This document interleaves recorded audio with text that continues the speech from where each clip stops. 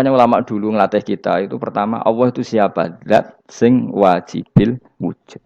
Itu satu filosofi yang luar biasa.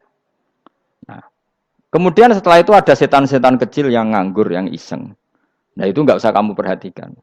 Tinggal delok TV, ngopi, terus tinggal nyate kelata. Enggak saya tamak, pingsan deh. Syukur-syukur stres deh. Dugaan saya setan saya gue pingsan, kurang gizi. Karena memang setelah itu setan goda gini. Lalu sebelum Allah jangan-jangan ada wujud yang lain. Jangan. Lalu Allah sendiri awal mulanya gimana? Kata Nabi, jika ada pertanyaan seperti itu kamu harus berhenti. Tinggal delok TV atau tinggal penting aja delok dangdutan. Ya kalau kepeksa ora apa-apa, kelasem ae. Saya tidak menghalalkan tapi kan sudah kamu lakukan. Karena itu lebih baik ketimbang pertanyaan filsafat. Banyak orang yang dulu sholat ketika sekolah filsafat tidak sholat. Alasannya sampai menemukan jati diri itu Tuhan. Dan itu bahaya sekali karena Nabi berkali-kali bilang kamu jangan mikir tentang Allah pasti rusak. Orang kok mungkin rusak dari Nabi pasti rusak. Nah cara menghentikan gimana? Karena setan ini makhluk, akal-akalannya gampang. Tadi tak warai, saya sebagai ulama atau sebagai manusia atau sebagai orang awam atau sebagai siapa saja, kadang ada pertanyaan seperti itu. Tak tinggal anggeling darmo, kan pusing setan, ini kan ngenteni. Weh, ngenteni bar lo anggeling darmo. Bariku aku lesu mangan mie, bar mangan mie waret turu, kan dia ngenteni terus mau bikin was-was lagi. Ternyata saya sibuk kan nggak bisa masuk deh. Bangun tidur aku selali pertanyaan tadi, dinteni. Nah, dia masuk lagi aku sibuk ngajak anak jalan-jalan. Jadi saya kalau jalan-jalan di pasar itu wis enteni tan santai wae. Itu memang resep dari Rasulullah. Jangan sampai orang terjebak filsafat yang sampai menanyakan eksistensi Tuhan. Dan dia tidak mau iman, tidak mau sholat, tidak mau puasa sampai menemukan Tuhan itu siapa. Itu jelas minas syaitonir rajim, itu perilaku setan. Makanya Rasulullah setiap ditanya sahabat gitu itu Nabi guyu-guyu. Dan guyunya Nabi itu kata Nabi, baguslah kalau kamu takut Tuhan kalah kata Nabi. Nabi gojok gitu. Maka ada ulama yang punya seni berargumentasi, yaitu Imam Ghazali. Jika setan tanya kamu, lalu sebelum Allah jangan-jangan ada wujud yang sebelum Allah. Kata Imam Ghazali, ya itu saja yang Tuhan. Yang Allah ini enggak jadi Tuhan. Ya berarti wujud sebelum Allah itu yang benar-benar Allah. Kalau kamu bayangkan lagi, jangan-jangan sebelum itu ada wujud lagi. Ya itu saja yang benar-benar Allah. Sehingga tetap Allah itu menang terus. Paham ya? Yang jelas jangan sampai didahului Adam, karena kalau didahului Adam lebih ngeri lagi, karena sesuatu yang enggak ada menciptakan yang ada itu lebih buruk lagi menurut akal. Menurut apa akal? Nah, daripada kamu enggak salim Imam Ghazali, tinggal saja ndelok tadi ndelok sinetron. Itu yang lucu-lucu aja. Ndelok sing lucu-lucu. Ndelok apa mencari Tuhan. Pokoknya sing aneh-aneh, sing goblok-goblok, sing lucu-lucu, sing perane wong apa? Lha saya sering diprotesi saya. Gus Salim jenengan kok sering ndelok sinetron sing ana dialog wong goblok-goblok. Wong goblok ku menarik cara kula. Apa ya? Cara pandang itu di luar dugaan saya karena kula berkali-kali loh kalah wong goblok. Jadi makanya ini tak ceritani beberapa kali yang jari Gus Wak cerdas berkali-kali kalah wong goblok. Ada seorang santri itu ingin dibelikan bapaknya itu sepeda motor. Bapaknya wong desa, senengane ngrumat sapi wedhus. Menurut saya ya orang tuanya itu mampu lah, sangat mampu untuk beli itu. Pak buat ditukokno mawon wong sepeda motor. Kata bapaknya, "Anakku nu jog mondok tak goblok, Gus. Wong njaluk kok sepeda motor, njaluk mobil ora ya goblok. Lah kok goblok, Pak? Jenenge donya iku Gus, sing lahirno donya kok sapi iku ndek anak, wedhus ndek anak jenenge donya. Di mana-mana jenenge donya sing lahirno donya. Iki donya kok mangan donya. Mergo motor iku kan tuku bensin, mobil. Iku cara dekne iku goblok, Gus. Batin berarti kabeh kiai goblok perkarane tuku donya sing ngentekno donya. Cara dene donya iku sing lahirno donya. Batin kok pinter iki batin. Untungnya saya ini ulama ya, ahli tafsir ya malu. Sebenarnya kalah itu ya malu. Tapi saya sebagai orang objektif fair, itu teori benar apa? Jadi donya iku ya sing lahirno donya. Donya kok mangan donya iku goblok. Untungnya dia dengan saya itu jaraknya 5 kilo 7 kilo karena 7 kilo. Lala dia diterkon sepeda motor, aku tetap mau kalah. Pak, nanti jalan kaki saja. Karena kalau pakai motor, ini kegoblokan kata saya. Terus mendingan nih, loh Gus mau kalah tadi.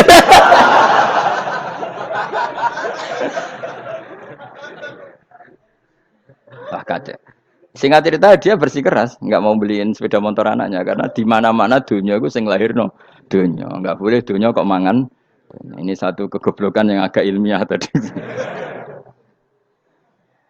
Nah, Imam Asy'ari juga mengalami hal yang sama. Imam Asy'ari itu punya, kita kalau ahli sunnah kan dua partai ya. Ya, dalam ahli sunnah itu hanya ada dua partai juga. Kalau nggak Asy'ari ya Maturidi. Ya, dan sama-sama alim. Ya kalau terpaut ya paling 5%, 7% ya. Kealimannya Asy'ari dan Maturidi. Imam Asy'ari itu bikin logika yang jelimet seperti saya sekarang ini. Logikanya jelimet, tapi permanen. Jadi yang saya ajarkan tadi itu logika yang jelimet tapi apa? Permanen. Karena tadi alam raya ini kadung wujud. Kalau kadung wujud pasti pewujudnya yang menciptakan wujud pasti adalah kewujudan. Karena al-adam la yu'atsiru syai'an. Di mana-mana kenihilan tidak yu'atsiru syai'an. Ya sepakat ya, gampang kan? Tentu wujud ini prima disebut wajibil wujud. Lalu Imam Asy'ari itu bersikeras. Kalau imanul muqallid itu tidak diterima. Terus banyak yang keberatan ulama, tapi Nabi nyatanya yaktafi bi imanil a'rab al khalina anin nadur. Nabi nyatanya mencukupkan imannya orang-orang Bedui yang mereka itu kayaknya tidak bisa mikir. Ya, Nabi yaktafi bi imanil a'rab itu wong desa al khalina anin nadur yang mereka itu tidak bisa apa? Berpikir. Singkat cerita Imam Asy'ari survei. Coba ayo kita tanya orang-orang kampung. Ternyata kegoblokan orang kampung itu ya ilmiah, masyhur itu. Imam Asy'ari saja harus belajar dari wong awam, wong goblok-goblok. Kita kok ingin ya Badawi bima araf tarobak.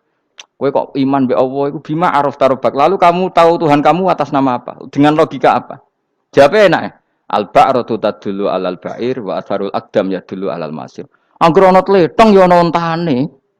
Angger ana bekas delamaane wong ya ana sing bar liwat. Jadi misalnya ada bekas teracak anjing, berarti anjing habis liwat. Ada bekas apa ular ya berarti ular harus liwat. Ada bekas tercak manusia ya berarti manusia habis liwat. La wa hadzal alam atharun min athari qudratillah. Alam iki bekas mesti ana sing gawe. Jadi Mas Ari pinter juga, mesti logikanya gak jelimet tapi agar ana tletong ana sapine. Ana teracake wong berarti ana sing bar liwat. Dene ngomong gampang wa atharul aqdam ya dulu alal masir. Nah, terus Imam Asy'ari habis itu ngendikan, ya sudahlah dengan logika apa saja. Meskipun karena zori hadal arabis bagaimana cara berpikir Bedui ini, sementing ada nazar. Apa ada nazar. Ya nazar apa saja. Misalnya orang ahli matematika mungkin bilang angka dimulai dari 1. 0 itu akal-akalane Khawarizm. Mergo ini kebingungan nulis 10. Tapi tetap angka itu dimulai dari 1. Kalau misalnya 1 untuk mecah kesulitan ya harus dimulai 0,1. Tidak bisa 0 tok. Jadi 0 dulu itu untuk mematahkan kalau jumlah itu tidak sampai 1. Tapi faktanya jumlah itu kan pasti 1 karena dimulai dari wajibil wujud. Khawarizm itu ya pintar matematika. Saya juga punya ilmu hisamnya Khawarizm. Itu kan dia karena kebingungan angka pecah. Misalnya 1 tidak sampai 2. Mau tidak mau harus ditulis 1,5 misalnya. Paham ya? Lalu kalau sebelum 1 tetap dia harus 0,5. Lalu hakikat 0,5 itu kan bagian dari wujud apa bagian dari Adam? Tetap bagian dari wujud. Jadi 0,5 itu kan khayal kuliah. Tak warai ya.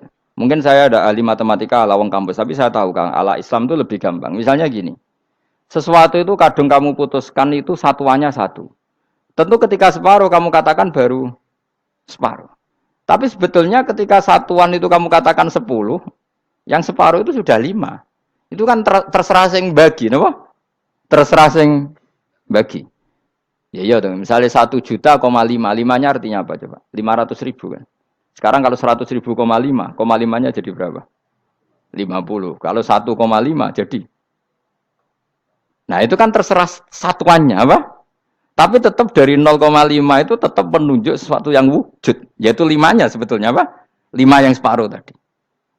Paham sih kalau maksud? Tetap nggak bisa sesuatu dimulai dari apa? 0. Nah, makanya kata Abdul Hamid Khan kalau dalam mendidik tauhid, itu gampang saja tadi. Alam raya ini kadung maujud, kalau kadung maujud pasti disebabkan oleh sesuatu yang wujud. Karena wujud pencipta harus berstatus prima. Lah prima ini atau premium ini kita sifati wajibil wujud. Atau kamu katakan apalah kausa prima atau musabibul asbab. Nah kelirunya kita dalam berislam itu, kritiknya para ulama, kita ini nyebut Allah dulu baru menceritakan status Allah. Kalau zaman Nabi itu dibalik. Status wajibil wujud itu kita terangkan dulu, baru yang oleh Islam itu namanya Allah. Paham ya? Kan beda, misalnya gini logikanya gini, kamu ketemu orang ateis, saya ulang lagi, kamu ketemu orang ateis, terus kamu ditanya, lalu alam ini yang menciptakan siapa? Allah Jalla Jalaluh. Mesti kan tanya, man huwa Allah, Allah itu siapa? Kalau dulu Islam mengajarkan enggak gitu, surat pertama turun apa coba? Iqra. Iqra itu enggak nyebut kata Allah, Iqra bismi rabbika. Rabbika itu siapa? Alladzi khalaq. Sebutlah nama Tuhan. Yang berhak menyandang Tuhan adalah zat yang pencipta. Itu tidak ada kata Allah. Di surat Mudatsir, surat kedua. Ya ayyuhal mudatsir kum fa'anzir wa rabbaka fakabbir. Bukan Allah fakabbir, wa rabbaka fakabbir. Sehingga cara berpikir gini dibalik. Sebutlah Tuhan kamu. Tuhan itu siapa? Yang berstatus Tuhan adalah zat yang berstatus pencipta. Nah, lalu pencipta ini oleh Islam dinamai Allah. Kalau orang ateis kamu langsung bilang Allah, man huwa Allah, berarti pertanyaannya Allah itu siapa? Lalu kamu jelaskan Allah adalah pencipta, Allah adalah wajibil wujud. Tentu lebih gampang kamu terangkan. Makanya Al-Qur'an menerangkan amukhuliku min ghairi syai'in. Maknanya saya di sini maknanya ya Allah, apa? Allah. Apakah mereka diciptakan tanpa pencipta? Tentu setelah Islam tahu itu namanya siapa? Allah. Paham ya? Kalau balen malih. Jadi sebetulnya Quran tuh ngajari kita itu ilmu mantek yang luar biasa. Misalnya, ya Yuhanna su'budu siapa?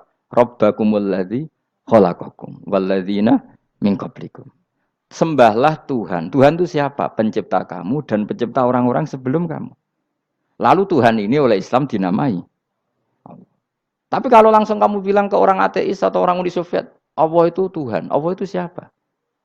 Sebab itu di beberapa ayat dijelaskan dulu status Allah. Sifatnya Allah, keakhasan Tuhan. Yang dikatakan Tuhan adalah zat pencipta. Kalau tidak pencipta berarti tidak Tuhan. Sekarang Yesus pencipta bumi apa enggak? Enggak, karena dia lahir sudah di bumi. Begitu juga Fir'aun. Fir'aun itu kalah telak sama Nabi Musa gara-gara logika ini.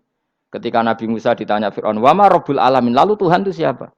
Kata Musa, Rabbus samawati wal ardi, yang menuhani langit dan bumi. Jadi Fir'aun, ndak, ma'alim tulakum min ilahin wairi. Saya jalan-jalan kemana-mana yang dikatakan Tuhan oleh masyarakat saya kok. Nah, kurang ajar Fir'aun. Terus kata Musa, ya Tuhanku yang di langit. Terus manggil Haman Mesir, ya Haman ibnili sorhalla ali abluhul asbab samawati fa'attoli ila ilahi Musa. Haman, bikinan saya piramida yang tinggi, aku akan lihat Tuhannya Musa. Ada enggak di sana? Padahal misalnya munggah tenan yang pangeran ra iso didelok kan repot Nabi Musa. Wah, parah ya, nggak piramida nginceng pangeran teprak ketok kan. Akhirnya Musa pakai logika. Ya sudah gini saja, Rabbukum wa rabbu abaikumul awwalin, yang menuhani nenek moyang kamu yang dulu-dulu. Oh itu langsung fabuhita Fir'aun. Fir'aun tuh kaget sekaget-kagetnya. Dan para penggawa Fir'aun sadar. Wah, kalau Fir'aun yang Tuhan, babanya tanpa Tuhan. Kan Tuhannya balita kan gitu kira-kira. Tuhannya balita. Tuhannya barulah. Itu kan jadi logika yang mematikan. Kalau Fir'aun Tuhan berarti babanya dulu yang wujud itu tanpa Tuhan. Karena Tuhannya baru lahir. Ini ada Tuhan kok datang terlambat ini kan. Akhirnya para punggawanya Fir'aun iman. Macam gendeng ya, Fir'aun itu gendeng.